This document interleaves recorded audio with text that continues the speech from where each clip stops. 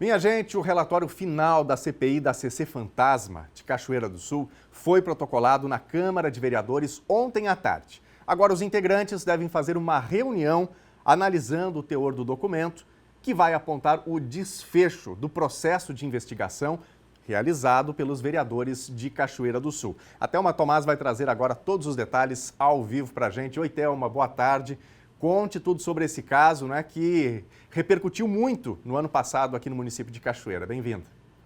Boa tarde, Nunes. Obrigada pela receptividade aí. Realmente, boa tarde para quem está em casa também. A gente traz a atualização do capítulo final aí da CPI, né, com a conclusão do relatório pelo relator, o vereador Kader Sali. Conversei hoje pela manhã com ele e ele adiantou algumas definições que constam, né, desse documento que encerra o processo investigatório na Câmara de Cachoeira do Sul. Esse processo que se estendeu por mais de 2 meses e para atualizar aí o telespectador, a gente volta um pouquinho no tempo para contar o que foi o foco dessa investigação. A gente está tratando do caso da CC Fantasma, como ficou popularizado aqui na cidade, que foi a contratação da Silvia Letícia Aguiar para atuar num cargo de chefia na Secretaria de Obras aqui do município. A informação é de que ela trabalhou por 3 meses nessa função. No entanto, mais tarde, houve uma denúncia que partiu por conta de um processo trabalhista que dava conta que a Silvia, no momento em que estava prestando serviço para a Prefeitura Municipal, também tinha um vínculo empregatício com uma empresa da iniciativa privada aqui da cidade, o que caracteriza uma incompatibilidade, né, das funções. Seria impossível a Silvia trabalhar durante o expediente na Prefeitura e ainda prestar serviços nessa loja aqui em Cachoeira do Sul. A partir disso, então, foi instalada essa CPI, né, que é essa Comissão Parlamentar de Inquérito, para investigar se existia mesmo a nomeação de uma CC Fantasma. O termo já justifica, né, porque alguém que foi contratado para trabalhar e nunca apareceu. Hoje pela manhã, então, eu conversei com o relator Kader Sali e o relatório indica justamente para esse caminho, né, ficar evidente a partir da coleta dos depoimentos que a gente mostrou aqui durante o período de trabalho da CPI, além das documentações que foram reunidas, né, juntadas pela CPI, vindas de órgãos públicos, vindas até do próprio Poder Judiciário, dão conta que, de fato, Silvia nunca prestou serviço para a Prefeitura Municipal e acabou recebendo salário indevidamente por esse serviço que não havia sido prestado. Além dela, é apontado como responsável o Luciano Lara, que foi secretário de Obras e responsável pela nomeação de Silvia. As informações que o vereador Kader traz no relatório dão conta, inclusive, que o Luciano Lara tinha consciência de que Silvia estava nomeada sem a prestação de serviço efetivo e fez vista grossa. Tem um pedacinho aí da minha conversa com ele para a gente conferir agora. Chegamos às conclusões de apontamento de responsabilidades, né? Não foi um relatório pelo arquivamento, pelo contrário, foi um relatório bem extenso, bem profícuo no sentido de apuração das responsabilidades. Acabaram sendo apontadas as responsabilidades de 2 pessoas, justamente os 2 investigados, né? A investigada Silvia e o investigado Luciano Lara, ex-secretário de Obras, tanto pelas questões das contratações quanto por todo o período em que houveram as irregularidades. O relatório aponta categoricamente que restou comprovado que ela não atuou em favor do município de Cachoeira do Sul.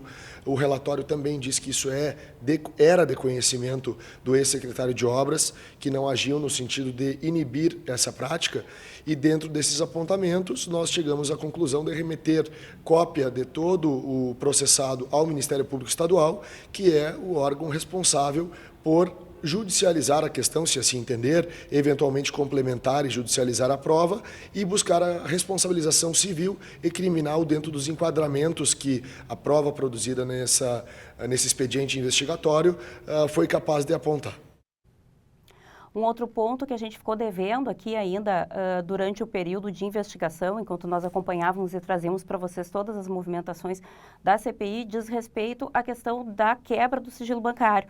Na época, antes de iniciar o recesso parlamentar, ainda quando os vereadores estavam entrando nesse período de recesso aí, a comissão aguardava, né, a deliberação do Banrisul para liberar a documentação que comprova a movimentação financeira da Silvia, que na época em que prestou depoimentos, né, disse que não tinha nenhuma movimentação suspeita, que eventualmente se encontraria ela movimentando recursos para o marido, né, o Reiner Pascoal, que é o ex-coordenador do SEMPRA, ou para o filho ou enteado, enfim, movimentações dentro da família. A CPI conseguiu ter acesso aos documentos e o vereador Kader fala um pouquinho sobre o que foi constatado na movimentação financeira da conta da Silvia Aguiar. extratos não trouxeram nenhum tipo de movimentação anormal ou algo que pudesse ser objeto de uma nova investigação, né? Então, nós cumprimos com a nossa missão constitucional, regimental de fiscalizar, de fazer de tudo para que a prova necessária fosse produzida, para não termos nenhuma dúvida na conclusão que nós adotamos, mas a quebra do sigilo bancário, embora cumprida, ela não trouxe o maior elemento informativo grave. Então tá aí, realmente não tinha nenhuma informação de movimentação bancária suspeita com relação a esses recursos que a Silvia recebeu enquanto estava nomeada no município, né?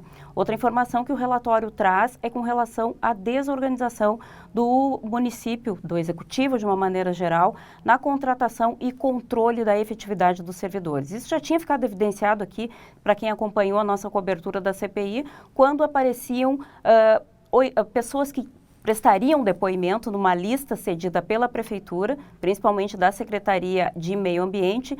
Os funcionários que prestavam serviços no plantão e que eram motoristas, tinha uma escala com vários nomes que a CPI tomou como base para chamar essas pessoas para ouvi-las, né, durante esse processo investigativo, e quando chegou na hora, pelo menos 3 sequer sabiam por que estavam ali, porque não existe realmente esse controle de efetividade, essa movimentação de servidores entre as pastas e entre os setores. Tanto é que o caso da Silvia ficou evidenciado também que sequer o pessoal que trabalhava na Secretaria de Obras sabia quem era essa pessoa e como ela tinha chegado até ali. A pessoa que era responsável pela prestação da efetividade chegou a questionar o Luciano Lara, que era o seu chefe na época, sobre quem era essa pessoa que nunca tinha aparecido na secretaria, cujo o nome constava da lista de efetividade e que ela teria que prestar contas desse relatório. Foi nessa oportunidade em que a responsável pela efetividade disse que, ao questionar Luciano Lara, foi orientada a ficar em silêncio e não se meter. O relatório aponta isso e o vereador Kader Salles também falou um pouquinho sobre essas orientações que constam no relatório final. A forma como se deu a contratação da investigada e os depoimentos que foram prestados no decorrer da investigação, principalmente pelas testemunhas, eles revelaram uma desorganização do Poder Executivo Municipal na questão do controle das contratações, no controle da efetividade dos servidores, principalmente dos cargos comissionados, né? Afinal de contas, nós temos que ter em mente de que o município ele despende recursos públicos, dinheiro do povo para pagamento dos servidores, sejam eles de carreira ou sejam aqueles servidores contratados como CCs, cargos comissionados. O município tem que ter noção, em todas as suas pastas, secretarias, de quem está na situação de cedência ou desvio de função. Todas as pastas devem saber isso e publicizar isso para a sociedade ter esse conhecimento. Está acontecendo muito de um servidor ser contratado como chefe de uma determinada pasta, mas na prática ele está trabalhando em outra. Tem acontecido muito também das efetividades não serem registradas de uma pasta para outra com um memorando. Tem que ter um documento. Então a desordem realmente, ela não vou dizer generalizada, mas é uma desordem muito grande para a gestão do pessoal do município que precisa ser corrigido.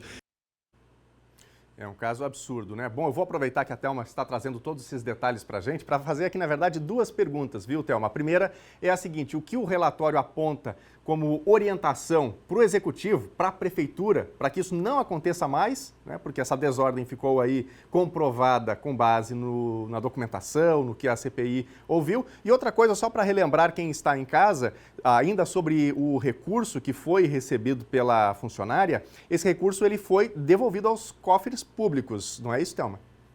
Pois é, Nunes, a informação que a gente tinha é de que houve um acordo entre a funcionária e o Executivo Municipal para que esses recursos fossem devolvidos, mas nada de efetivo e documentado tinha chego no momento até a CPI, para que ficasse publicizado exatamente nesse mesmo termo em que o vereador Kader se manifesta.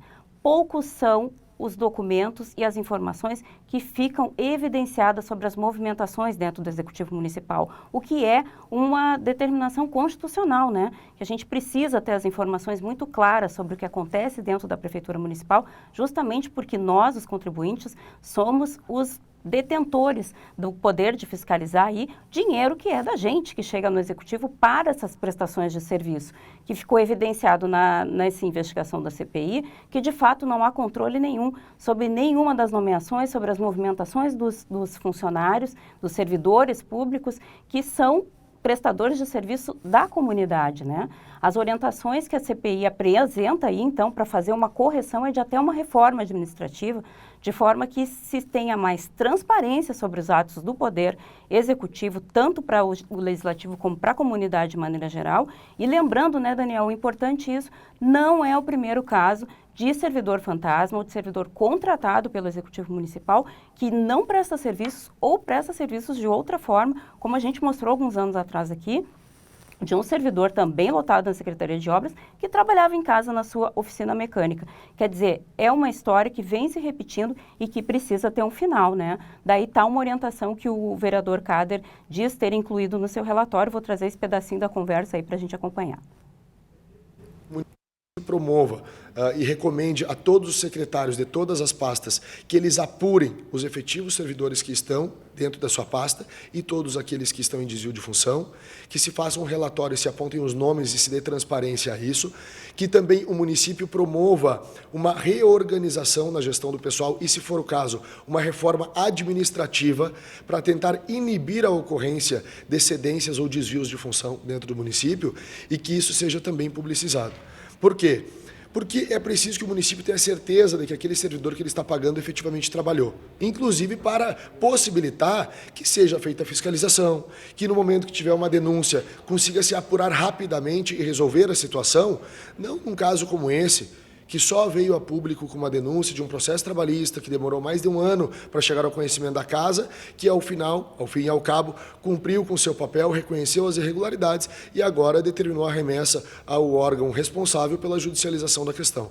É preciso que a sociedade saiba que o relatório de uma CPI ele não tem a capacidade de condenar alguém, mas ele tem a capacidade de fazer toda e a completa investigação, fazer os apontamentos necessários e encaminhar ao Ministério Público para que sejam tomadas as providências cabíveis.